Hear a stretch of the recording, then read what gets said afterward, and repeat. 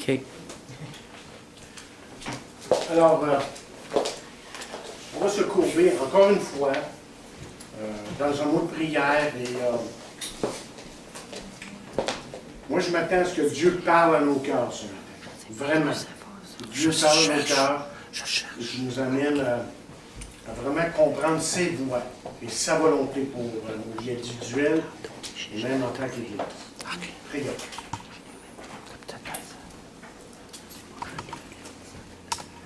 Venons à toi, Père éternel, sachant que tu es un Dieu qui est merveilleux, qui est grand et qui est plein d'amour. Et en venant à toi ce matin, nous venons d'abord avec des cœurs contrits, parce que nous savons que nous sommes des pécheurs, et que si nous t'avons offensé, que si nous avons offensé quelqu'un, nous voulons t'en demander pardon. Et demander pardon à ceux qui on aurait pu offenser. Nous voulons, Seigneur, que ton esprit, ce matin, agisse dans nos cœurs, dans nos pensées. Car, Seigneur, nous voulons que tu sois glorifié. Pour que nous soyons capables de t'aimer et te connaître de plus en plus. Je sais que tu connais les situations de tous et chacun ici. Nous vivons différentes expériences. Nous vivons différentes choses qui fait que, Seigneur, on a besoin de toi. On a vraiment besoin que ta voix se fasse entendre dans nos vies. Maintenant. Je prie que tu sois glorifié par ces paroles. Tout cela, nous le demandons ensemble et tout le peuple de Dieu dit Amen. Amen. Amen. Il y a un jeune homme qui a fait application pour travailler sur une ferme en tant qu'homme de main un jour. Lorsque le fermier lui a demandé quelles étaient ses qualifications, le jeune homme a dit « Je peux dormir lorsque le vent souffle. » Le fermier était quelque peu embêté par les paroles du jeune homme, mais il l'a engagé. Quelques jours plus tard, le fermier et sa femme furent réveillés par une violente tempête. Immédiatement, ils ont vérifié si tout était en sécurité. Et ils ont vu que toutes les portes et les fenêtres avaient été bien fermées. Une bonne quantité de bois avait été placée près du foyer. Et le jeune, lui, dormait, pour utiliser l'expression, à point fermé. Le fermier et sa femme ont ensuite inspecté leur propriété. Ils s'aperçurent que les outils de la ferme avaient tous été placés dans les remises qui leur étaient destinées à l'abri des éléments. Le tracteur avait été placé dans le garage, la grange était proprement barrée, et même les animaux étaient calmes. En fait, tout était parfait. Et c'est alors que le fermier comprit finalement ce que le jeune homme lui avait dit. « Je peux dormir lorsque le vent souffle. » Parce que, vous voyez, parce que le jeune homme, demain, avait fait son travail loyalement et fidèlement, quand il faisait beau, et ce jeune homme était préparé lorsque la tempête est arrivée. Quand le vent soufflait, ce jeune homme n'a pas eu peur. Il pouvait dormir, justement, en paix. Et frères et sœurs, chers amis, l'histoire de ce jeune homme de main, si vous voulez, nous démontre un principe extrêmement important. Vous voyez, il n'y avait rien de dramatique ou de sensationnel dans les préparations du jeune homme de main de la ferme. Il a seulement fait fidèlement ce qui était nécessaire jour après jour. Ce qui fait que ce jeune homme était en paix même lorsqu'il y avait une tempête. Évidemment, ça s'applique ici pour Joseph, qui lui aussi était un jeune homme. À chaque jour, lorsque le soleil se levait sur la vie de Joseph, Il pouvait dormir tranquille parce qu'il avait été fidèle. C'est ce qu'on a appris de la vie de Joseph jusqu'ici. Chez lui, avec son père, il avait été un fils fidèle. Lorsqu'il gardait le troupeau, il était un travailleur fidèle. Lorsqu'il a été vendu chez Potiphar, il prouva être un serviteur fidèle. Et parce qu'il avait été fidèle, chers amis, Dieu a béni tout ce qu'il a fait. C'est ce que la Bible nous dit à propos de Joseph. Bien, dans le texte d'aujourd'hui, et là, on continue notre série sur Joseph, qu'on a laissé depuis quelques semaines. Bien, nous retrouvons ici Joseph dans une grande épreuve. Juste ici, vous vous rappelez, Joseph a été maltraité, mal représenté, faussement accusé et emprisonné. Et au milieu de tout ça, ce qu'on trouve ici de sa part, c'est qu'il est demeuré patient et a gardé son témoignage intact. Écoutez, en fin de compte, lorsqu'on regarde la vie de Joseph, Joseph ne s'est jamais vu comme une victime, mais comme un vainqueur attendant sa libération. Et un bref regard sur la vie de Joseph révèle les épreuves qu'il a dû endurer, justement. Par exemple, il a été injustement traité par ses frères et vendu à l'esclavage. Il devint esclave en terre étrangère. Joseph a été faussement accusé de tentative de viol. Très sérieux quand même. À travers tout cela, Joseph a refusé de jouer la victime. Et dans toutes ces choses, ce que nous voyons comme témoignage de la Bible, c'est que la Bible, après plusieurs de ces incidents dans sa vie, la Bible dit tout simplement que l'Éternel était avec Joseph. Donc, vous voyez, chers amis, c'est cette vérité que moi je pense, parce que là, on retrouve Joseph en prison. Moi, je pense que c'est cette vérité qui a rendu la prison de Joseph acceptable, abordable, si vous voulez. Pas quel mot utiliser exactement. Pour un séjour qui allait durer des années, littéralement. Bien qu'il était innocent. On se rappelle, il était innocent. Alors aujourd'hui, je veux justement que nous allions en prison. Okay? On s'en va en prison aujourd'hui. Là où se trouvait Joseph, dans sa prison. On va voir ce qui se passe là. Parce qu'à travers ses expériences, à travers les expériences que Joseph vit ici, en prison, là, nous trouverons quelques leçons nécessaires et tout à fait indispensables pour chacun de nous. Dans ce passage, nous retrouverons Joseph enfermé, isolé, exclu de tout le monde, mais qui continue à honorer son Dieu. Et dans cette prison, moi je suis convaincu que Joseph s'est senti comme oublié par la majorité. Et ce que Joseph va comprendre de plus en plus, que bien qu'il serait rejeté par la majorité, qu'il n'était pas rejeté ou oublié par Dieu. Et c'était ça le point important ici dans sa vie. Pour lui. Vous savez, les épreuves de la vie nous conduisent de temps à autre dans des situations où on se sent comme des prisonniers.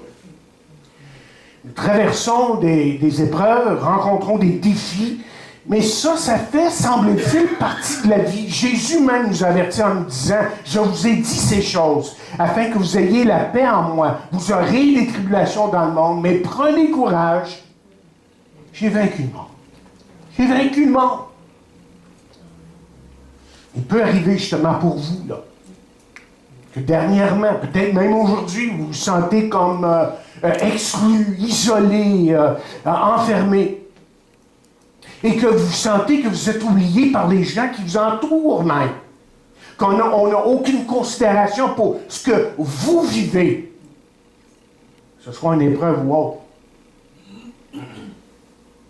Mais même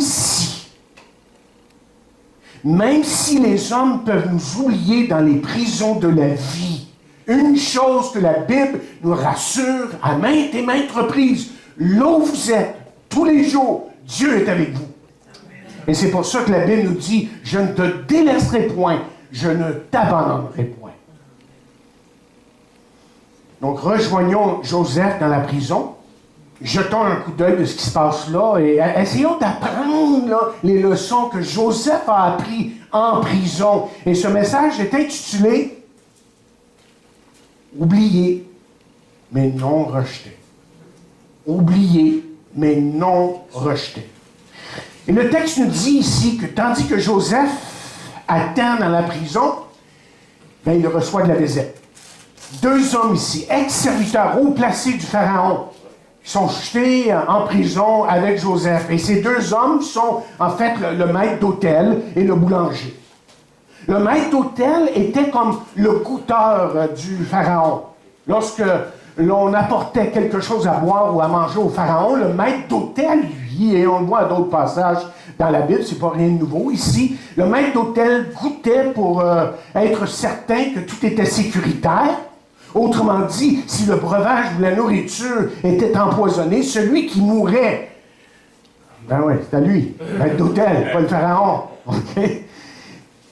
Ce qui fait que, de par leur emploi, le maître d'hôtel, bien, c'était des gens, ces gens-là, qui étaient très proches des dirigeants qui le servaient. En fait, ils étaient si proches qu'ils avaient des conversations privées. Et souvent, le maître d'hôtel était le confident des secrets royaux. Et ils étaient foncièrement des serviteurs qui jouissaient de la plus grande confiance et confidence pour le Pharaon. Le maître d'hôtel avait littéralement, si on peut dire, entre ses mains, la vie du Pharaon. Le boulanger, lui, aurait été à la tête de la cuisine du Pharaon, évidemment. Le boulanger était responsable de la préparation de toute la nourriture que le Pharaon mangeait. Il était aussi un serviteur à qui on faisait beaucoup de confiance. Bien, le texte nous raconte, l'histoire nous raconte qu'apparemment qu'il y a eu un problème avec la nourriture du Pharaon et ces 2 hommes se sont trouvés dans de gros problèmes, là, en prison. Semble-t-il que lorsque ces hommes se retrouvent en prison, qu'ils reçoivent, on pense, comme un traitement préférentiel. Ils sont traités comme des célébrités le seraient aujourd'hui. Ils avaient même un serviteur qui leur était attitré pour s'occuper de leurs besoins. Et semble-t-il, dans ce cas-ci, que Joseph est choisi au hasard pour les servir dans le temps de leur emprisonnement. Et à première vue, lorsque vous lisez ça comme ça, là, le texte, on dirait que cela n'est autre chose qu'une nouvelle assignation, une nouvelle job pour Joseph. Je suis sûr qu'il faisait beaucoup d'autres choses en prison. Mais en réalité, ce que vous et moi, nous devons voir ici, et c'est ça qu'on est en train de découvrir tout au long de l'histoire de Joseph, depuis les débuts, c'était la providence du Dieu souverain au travail dans la vie de Joseph.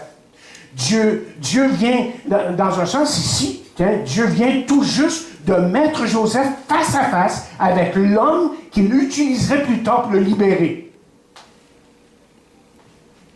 Écoutez, on ne devrait jamais, j'ai quelque chose à apprendre ici, on ne devrait jamais ignorer les détours de la vie.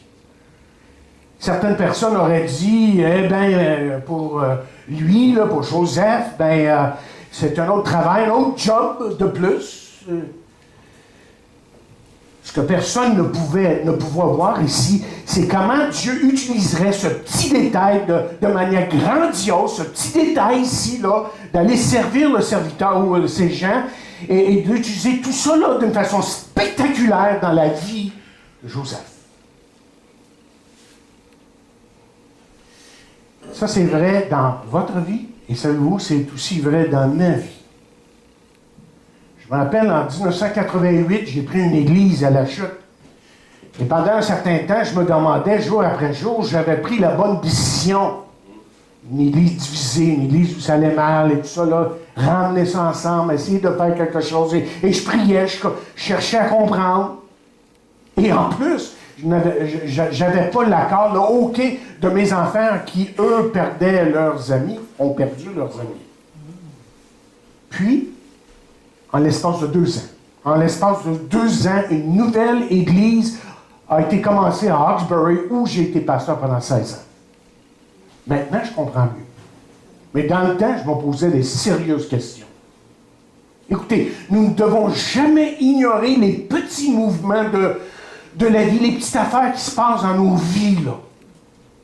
Ce que nous voyons comme une chance peut déboucher sur une rencontre qui peut littéralement changer le cours de notre vie, de votre vie.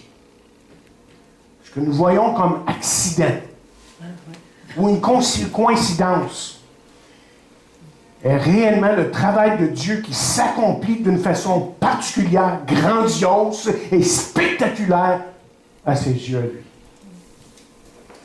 Écoutez ce que la Bible dit. Elle le dit de différentes façons. Et voici un verset qui dit « L'Éternel affermit les pas de l'homme et il prend plaisir à sa voix. » Autrement dit, évidemment, ça s'adresse à ses enfants, ça, ici. Dieu commande les plus petits détails de leur vie. Avec Dieu, il n'y a jamais d'accident. Bon, alors un matin ici, on continue dans l'histoire à partir du verset 5 jusqu'au verset 19, on va faire un petit résumé. Un matin, Joseph vient voir les prisonniers dont il s'occupe et les deux sont déprimés. Évidemment, la mine basse, triste. Et ils lui disent qu'ils ont chacun eu un rêve et qu'ils n'en comprennent pas le sens. Et lorsque Joseph, voyez, a entendu parler de rêve, je suis sûr qu'il a pensé à ses rêves. Il y en a eu plusieurs, on a appelé de ça. Alors Joseph les encourage tout simplement à lui raconter leurs rêves parce qu'il savait que Dieu pouvait donner l'interprétation. Ça, il le savait par expérience. Alors, le maître d'hôtel raconte à Joseph son rêve et il en reçoit une interprétation, vous vous rappelez, positive. Lorsque le boulanger entend la bonne interprétation, il raconte son rêve à Joseph. Et on sait son interprétation, ouais, pas tout à fait pareil, négative, mauvaise.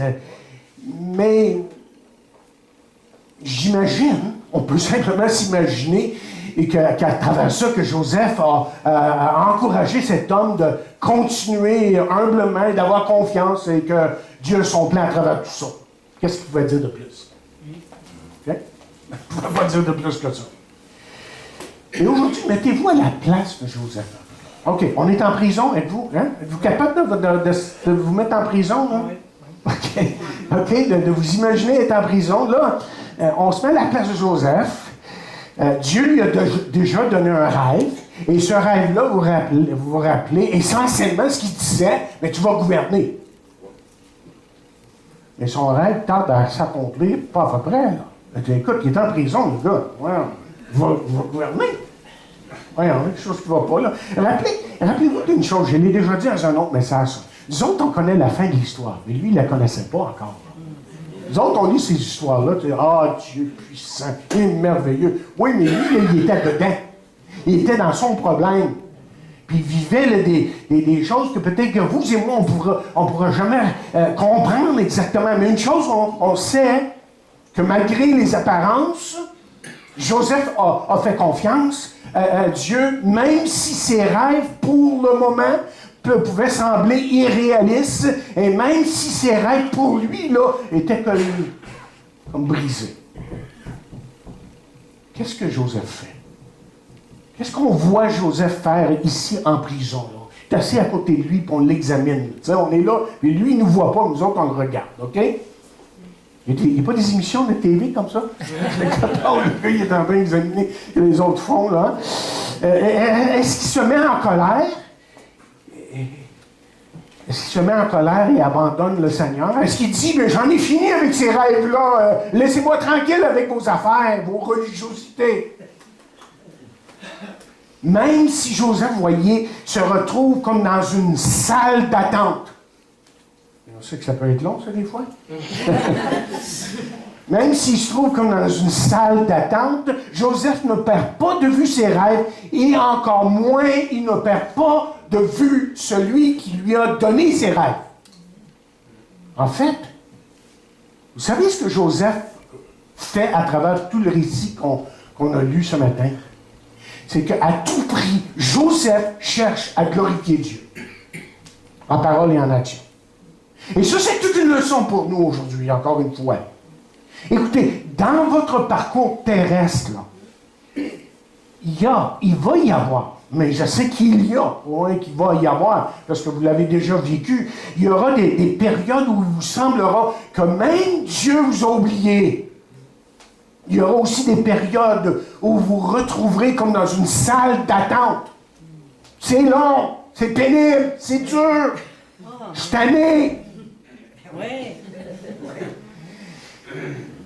Et dans toutes les prisons de la vie, notre devoir est de rechercher ce que Paul va nous dire, ce qu'il va dire à ceux qui ont quand même reçu quelque chose de Dieu. Il va leur dire qu'ils ont qu'à honorer Dieu jour après jour, et Dieu sera se glorifier dans leur vie. Et c'est pour ça qu'il dit, soit donc que vous mangiez, que vous buviez, soit que vous fassiez quelque autre chose, faites tout pour la gloire de Dieu.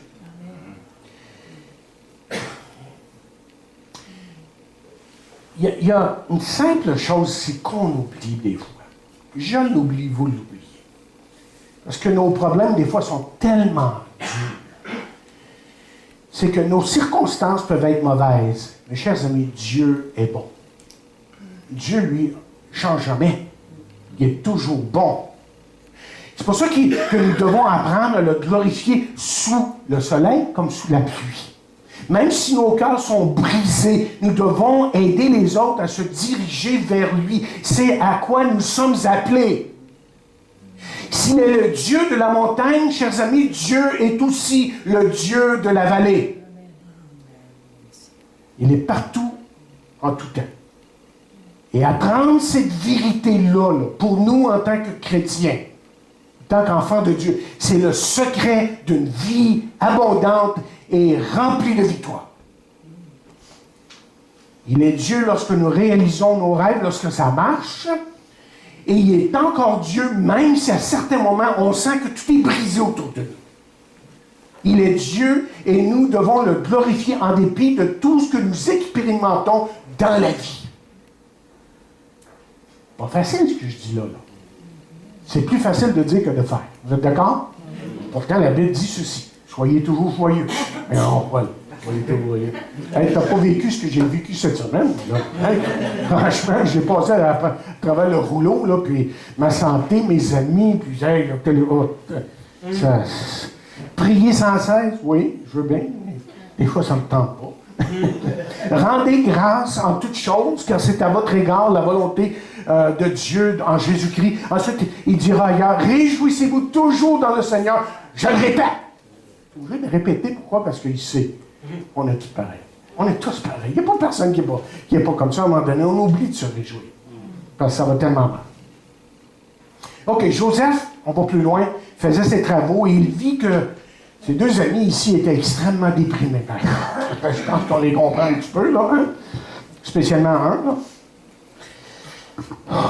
Après tout, pour commencer, s'ils étaient déprimés, c'est parce qu'ils avaient perdu leur position prestigieuse et ils avaient été jetés en prison. Écoutez, pas drôle d'être jeté en prison, mais être jeté en prison, j'imagine que c'est pas une chose qui est drôle, ça. Par contre, ils sont là seulement parce que Pharaon est en colère contre eux. Ils sont là, semble-t-il, si on lit bien l'histoire, qu'ils sont là pour un temps limité. Semble-t-il, parce que les rêves le disent, et je pense qu'ils le savent, que bientôt ils vont sortir. Ils le savent, ça. Chers amis, pour Joseph, c'est autre chose. En ce qui lui concerne, il est là pour rester, et malgré tout, on ne voit pas ici un homme qui est déprimé. En fait, savez-vous ce qui le préoccupe, lui, là, ici, là? Ce qui le préoccupe, ce qui préoccupe Joseph ici, là, en prison, c'est les autres. C'est l'attitude que les autres ont. Ils s'occupent d'eux autres. Donc, il essaie de les aider à passer à travers leur expérience de prisonnier. Il essaie de les aider à passer à travers leur déprime. Et là, on a encore une leçon ici, qu'on doit se rappeler. N'est-il pas vrai, comme quelqu'un a écrit, n'est-il pas vrai que la majorité d'entre nous ne voyons pas plus loin que nos propres besoins? N'est-il pas vrai que lorsque nous sommes dans la prison de notre vie, nous n'avons réellement pas le temps de s'inquiéter des besoins des autres, parce que tout ce à quoi nous pensons, c'est à la douleur, et aux douleurs au pluriel, si vous voulez, que nous vivons. Bref, n'est-ce pas vrai, malheureusement, que la majorité d'entre nous sommes centrés sur nous-mêmes? Me, myself and I. Lorsqu'il s'agit de venir en aide à quelqu'un d'autre, à son prochain. Et savez-vous qu'une telle attitude n'est pas celle que Dieu veut pour ses enfants? C'est malheureux de voir que souvent dans l'Église, on est si centré sur nous-mêmes.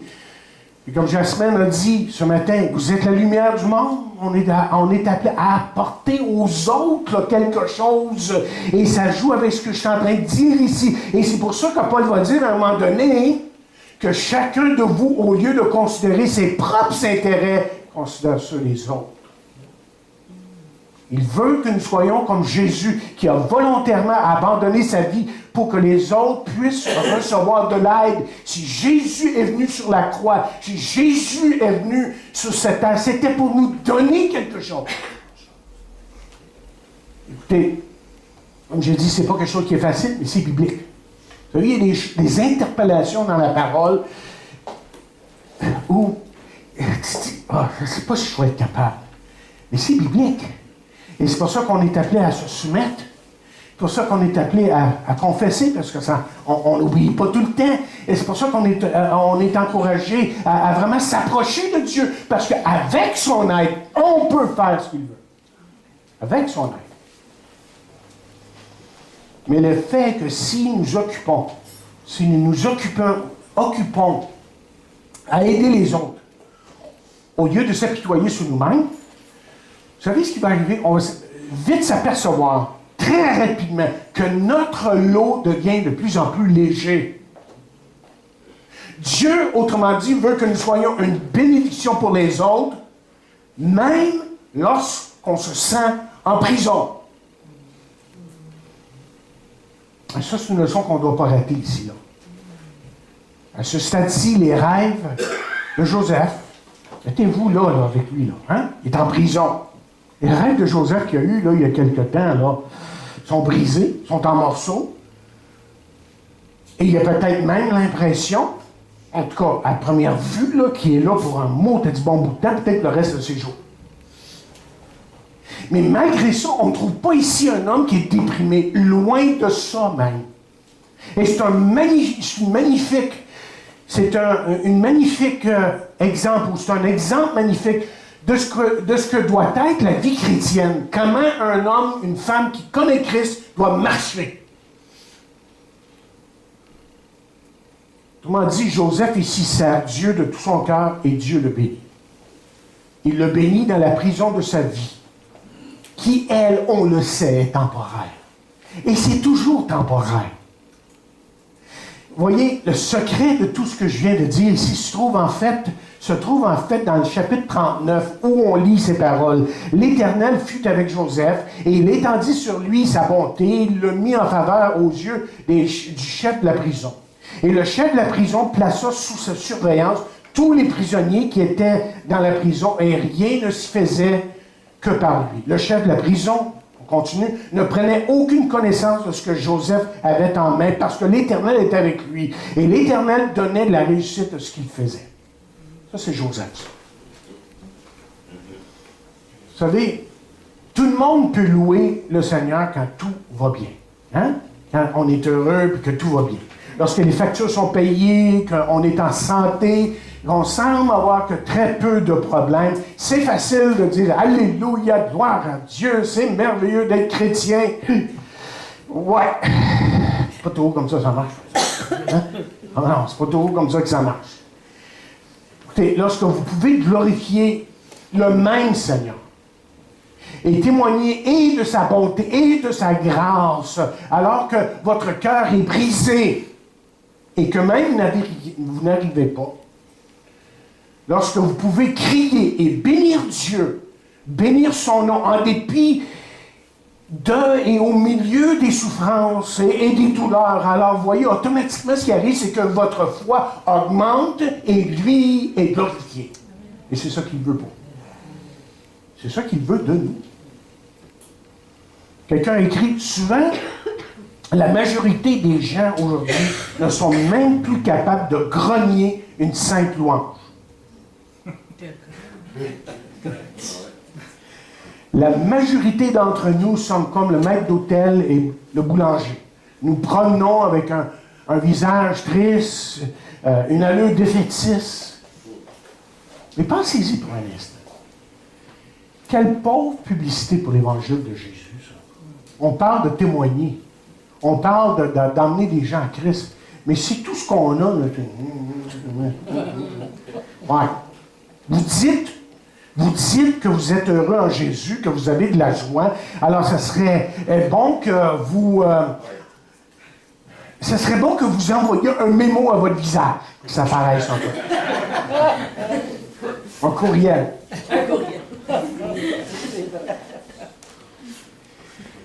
Vous savez, je me suis trouvé à prier un moment donné, comme suit.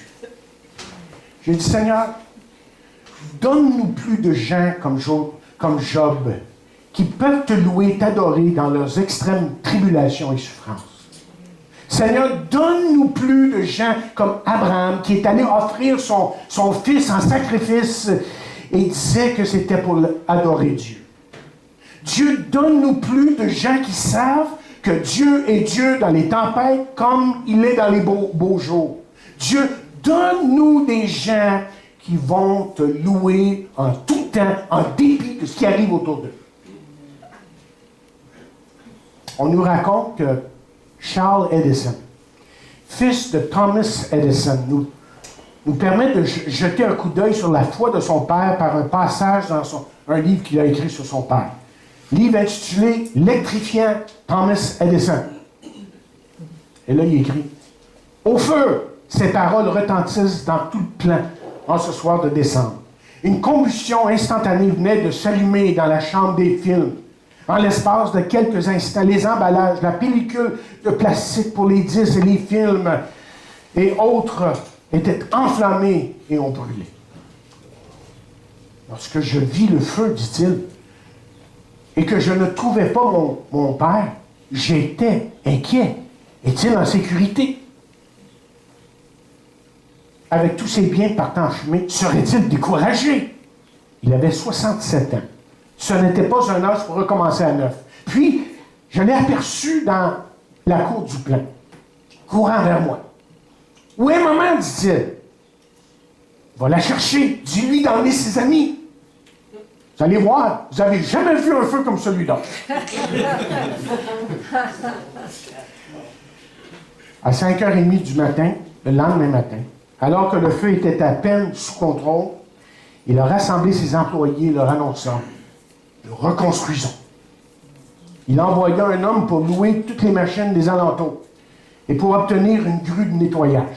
Ensuite, écrit-il, comme s'il avait une nouvelle idée, il ajouta « Oh, en passant, y a-t-il quelqu'un ici qui saurait où trouver de l'argent? » Plus tard, il explique « Tu peux toujours faire du capital dans un désastre. On vient juste d'enlever un tas de débris. Nous allons rebâtir sous ces ruines. » Suite à cela, il roula son manteau en un oreiller, le plaça sur la table, il posa sa tête et s'endormit immédiatement.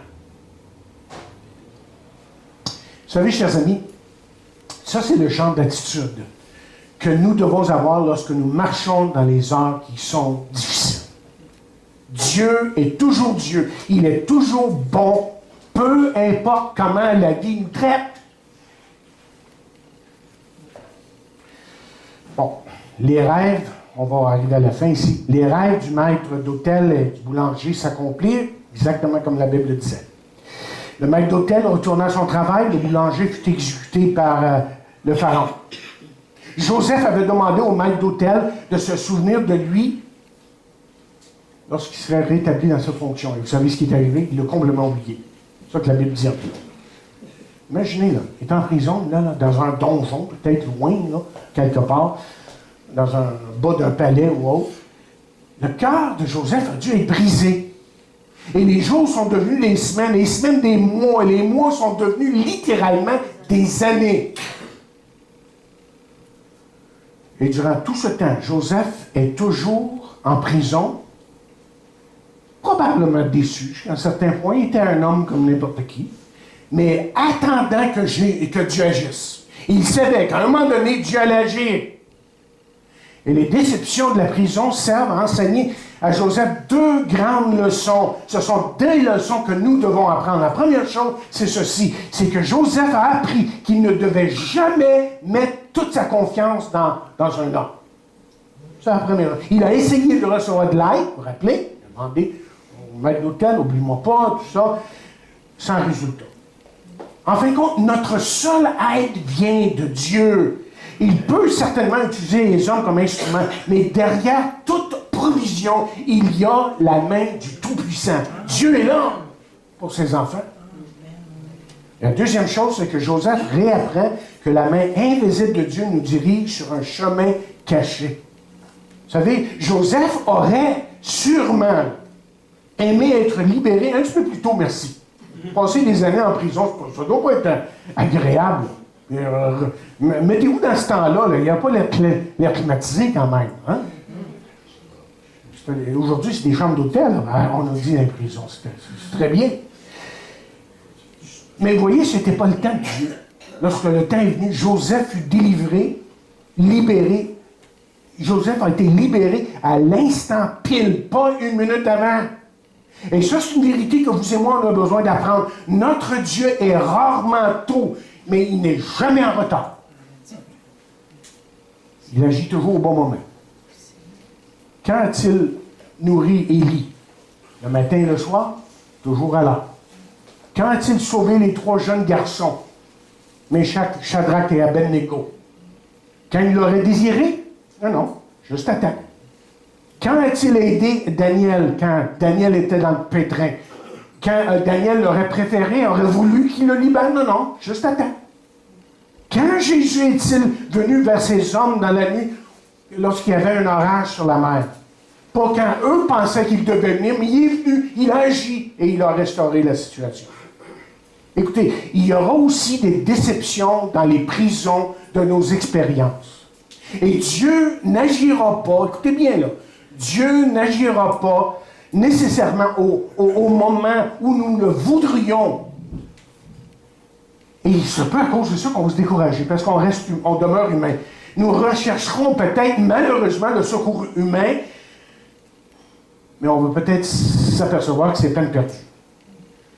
Lorsque ces temps de déception, quelqu'un écrit, arriveront, nous aurons le choix de nous décourager ou de chercher un endroit pour tout abandonner, où nous ferons comme Joseph. Nous découvrirons, nous devrions plutôt courir la course de la vie pour la gloire de Dieu et le servir avec fidélité et loyauté. Nous devrions toujours nous souvenir que nous pouvons nous sentir oubliés. Oui, on peut se sentir oubliés, mais que nous ne sommes jamais rejetés, oubliés par Dieu. En son temps, Dieu saura nous visiter, même là, dans notre prison, et nous libérer. Mais c'est là qu'on laisse Joseph ce matin, en prison. J'aurais voulu le laisser ailleurs, mais malheureusement, on sort de prison, et lui, il reste là. Okay? Joseph a fait la bonne chose à chaque fois qu'il a eu l'opportunité. Vous remarquez que ici, là, dans la vie de Joseph, il a quand même souffert. Il a été faussement accusé, emprisonné à cause d'un mensonge. Et maintenant, il est oublié. Littéralement en prison. Joseph ne peut pas le voir, mais la roue, lui, il peut peut-être pas le voir, là, mais la roue, la providence de Dieu avance lentement. Dieu sait ce qui va arriver, évidemment. Et lentement, mais sûrement, Dieu place tout en ordre dans la vie de Joseph, comme tout doit l'être pour son bien. Bientôt, les plans de Dieu vont devenir pour Joseph extrêmement clairs, précis et nets. Et cette vérité, c'est la même chose pour nous aujourd'hui. Certains d'entre vous, vous savez, votre problème, c'est quoi? Vous n'avez que des yeux pour les déceptions, les découragements dans votre vie, et vous ne savez pas quoi en faire. Et la meilleure chose pour vous, là, lorsque vous vivez problèmes extrêmement difficiles et incapables de voir clair, incapables d'avancer, c'est de vous tourner vers Dieu, vers celui qui dit « Venez à moi, vous tous qui êtes fatigués et chargés, et je vous donnerai du repos. » Jésus est venu pour nous donner son secours. Parce que quand vous regardez autour de vous, l'homme n'a-t-il pas besoin de secours de Dieu? Oui. Regardez ce qui se passe dans notre monde aujourd'hui. C'est incroyable ce qui se passe. Les gens se tuent, s'entretuent, le monde devient de plus en plus corrompu, comme Gilles me disait plus tôt.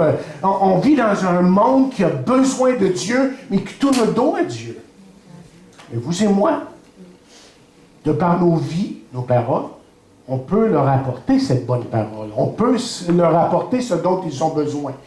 Mais c'est vous que Dieu veut utiliser. Que nous soyons disponibles à Dieu, comme Joseph l'était. Et laissons-le agir dans nos vies. Parce que le Dieu que je sers et que vous servez, c'est le Dieu tout-puissant qui a créé les cieux et la terre. Et qui se penche vers nous pour nous donner tout ce dont nous avons besoin. Prions.